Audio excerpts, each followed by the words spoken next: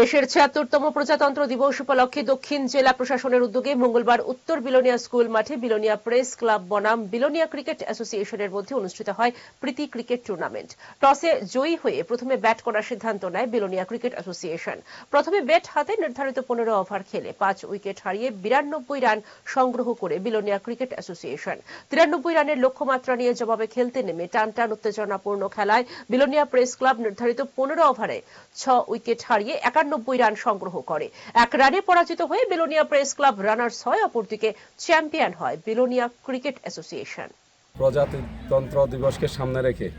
২৬ জানুয়ারি এই দিবসটিকে সামনে রেখে জেলা প্রশাসনের উদ্যোগে বিলোনিয়া উত্তর বিলোনিয়া ক্রিকেট গ্রাউন্ডে বিলোনিয়া প্রেস ক্লাবের সাংবাদিক ভাইদের সঙ্গে এবং বিলোনিয়া ক্রিকেট অ্যাসোসিয়েশনের মধ্যে যে একটা প্রীতি ম্যাচ, এই প্রীতি ম্যাচ এই উত্তর বিলোনিয়া ক্রিকেট গ্রাউন্ডে খেলা শুরু হয়েছে সুন্দরভাবে।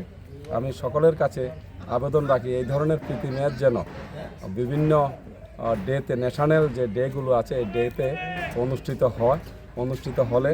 আমরা যে জিনিসটা চাই, এই সমাজকে সুস্থ রাখতে গেলে, যুব সমাজকে সুস্থ রাখতে গেলে মাঠে ময়দানে যুব সমাজকে মাঠমুখী